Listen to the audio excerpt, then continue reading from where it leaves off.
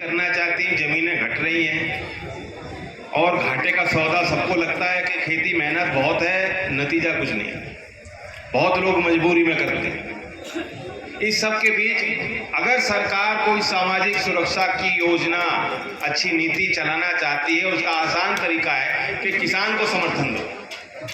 किसान को सीधा सहायता अगर सरकार देगी, उसका लाभ हर वर्ग को मिलेगा। मजदूर को मिलेगा, व्यापार को मिलेगा, गांव की अर्थव्यवस्था को मिलेगा और क्रय शक्ति बढ़ेगी। देश की ग्रामीण क्षेत्रों की क्रय शक्ति बढ़ेगी। जो उद्योग यहाँ इस क्षेत्र में निवेश कर रहे हैं, जो यहाँ अपना सप्लाई कर रहे हैं, प्रोडक्ट बना रहे हैं, बेचना चाहते हैं, उन सबको लाभ मिलेगा। लेकिन शायद चौधरी चरण सिंह जी के समय के बाद किसी भी सरकार ने उस बात को समझा नहीं। मोदी जी भी आए हैं, अब 2 टर्म उनको मिल गए, अब तीसरे टर्म की वो कोशिश कर रहे हैं। उन्होंने किसानों के लिए बहुत बड़ी बड़ी बातें की, लेकिन जमीन पे कौन सी बात सच्ची साबित हुई? आज अब चुनाव हो रहे हैं मध्य प्रदेश और राजस्थान में, हमने देखा उन्होंने एक नई शैली अपनाई।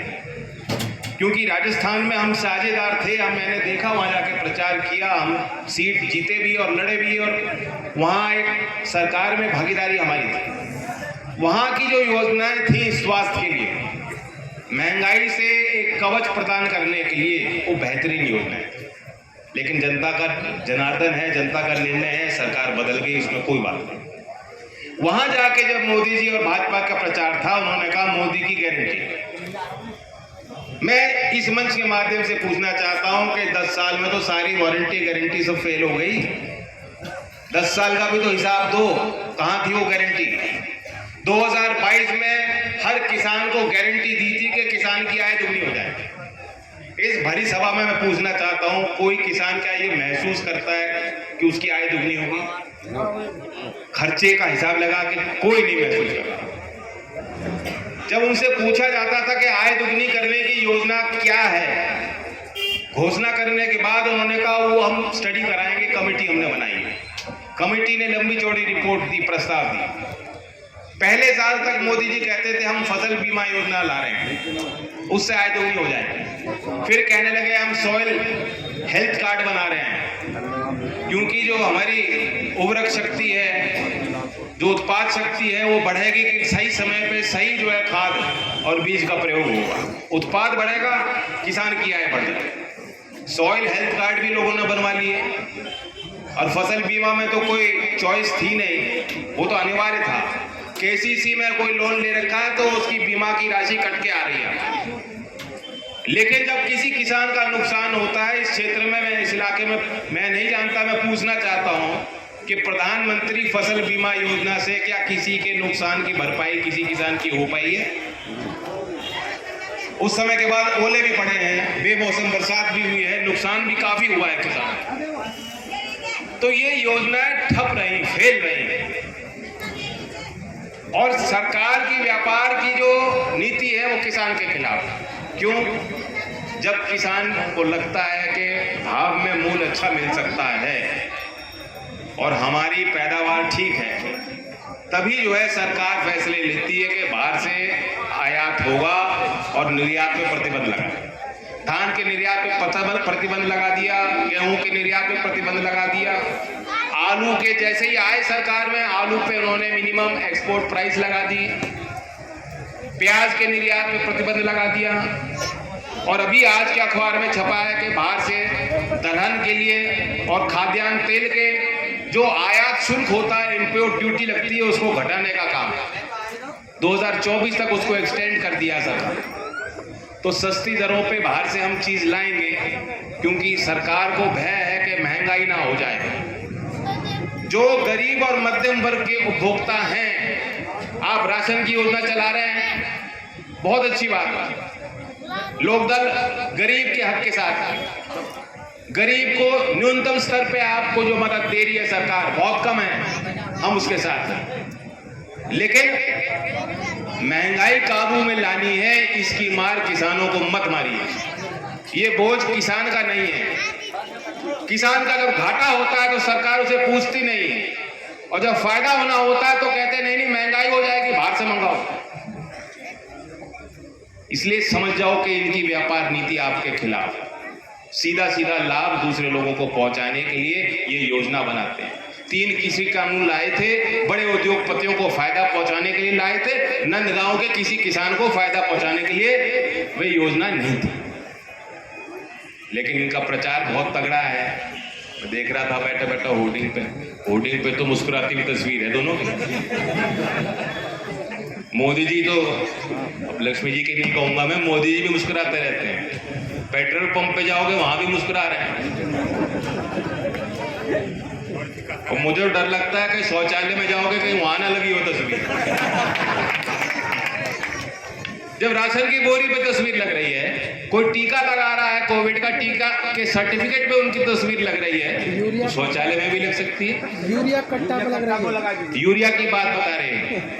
ये नैनो, इस देश में टाटा नैनो नहीं चल पाई थी, अब नैनो यूरिया चलाना चाह रहे हैं। नैनो यूरिया का मेरा अनुभव जितना मैंने किसानों से पूछा है, और कोपनहेगन के विश्वविद्यालय ने एक पूरा रिपोर्ट निकाली है, और वहाँ के कृषि वैज्ञानिकों ने कहा है कि इसको ने जो नैनो यूरिया निकाला है और थोप रहे हैं किसानों पर। कह रहे हैं कि 45 किलो का एक कट्टा और आधी लीटर की एक बोतल यूरिया की बराबर नहीं है। ये वहाँ का अनुसंधान बता रहा है। और एक तोमर साहब हैं कृषि वैज्ञानिक, जो हिसार के विश्वविद्यालय से पढ़े लिखे हैं और मेरठ में विराजमान है, उन्होंने भी अनुसंधान किया, उनकी भी एक रिपोर्ट में पढ़ रहा है। इस तरह के फैसले होते हैं। ये जो यूरिया छिड़कने से बात नहीं बने, नुकसान ना हो जाए किसानों को, लेकिन इन्हें आपके नुकसान की फिक्र नहीं। इन्हें को मामला मसौदा बेचना है कि देखो नया कर दिया, पहले कट्टा मिलता था अब बोतल मिल रही है। मोदी जी हैं तो मुमकिन, पार्लियामेंट नहीं बना दी। आपराधिक मामलों के विषयों को कानून जो थे 3 आईपीसी के, वो बदल के न्याय संहिता लिया है।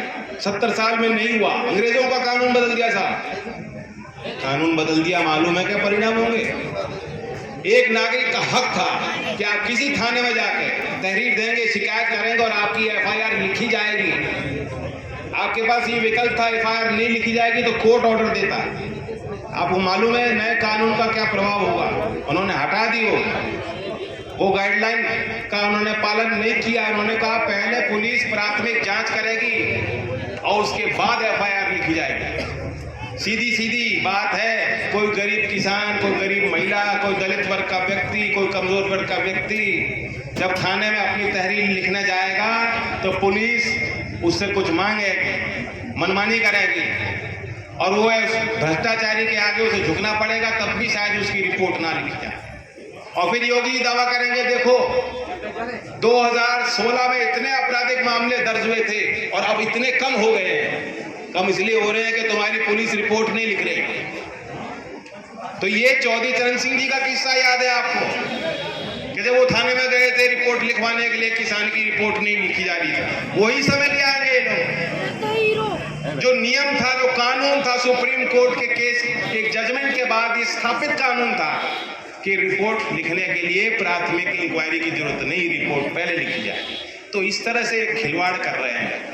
मुझे बाकी गारंटी की तो मालूम नहीं। नौजवानों को कहना चाहता हूँ, पूछना चाहता हूँ, पहले तो अग्निवीर से कोई खुश है क्या? अग्निवीर 4 साल। अब ये लोग मंदिर बनाएंगे अयोध्या में, वहाँ पुजारी की पक्की नौकरी होगी, लेकिन सैनिक को पक्की नौकरी नहीं मिलेगी। उसकी 4 साल की है ट्रायल पीरियड, कॉन्ट्रैक्चुअल काम है ये। सेना को ठेके पे रखे हैं, ठेके की नौकरी नहीं सैनिक की। बहुत खतरे की नौकरी है और जज्बे के साथ गांव के लोग भावना के साथ आगे आना चाहते हैं और उनको दबाया गया। मोदी जी की गारंटी और 4 साल बाद बताओ, जब ये उसे रिटायर कर दिया किसी को, रिटायर्ड अग्निवीर जब गांव में लौटेंगे, पढ़ाई भी पूरी नहीं की, क्या इनकी शादी हो जाएगी? तो मोदी जी की एक गारंटी तो समझ में आती है मुझे, कुंवारे रह जाएंगे। और गारंटी का मैं कुछ नहीं कह सकता क्या हो। तो हमें अपने मुद्दों पे खड़े रहना चाहिए, ये हमारे मुद्दे। आपको मालूम है कि लोकदल जहां होगा ईमानदारी होगी, ईमानदारी होगी। और चौधरी साहब की बात होंगी, किसान की बात होंगी, किसान मुख्यधारा में होगा, किसान अपने हक और अधिकार के लिए उसे लड़ने की जरूरत नहीं पड़ेगी, 13 महीने सड़क पर बैठने की आवश्यकता नहीं। तो अपनी सरकारें बनाए।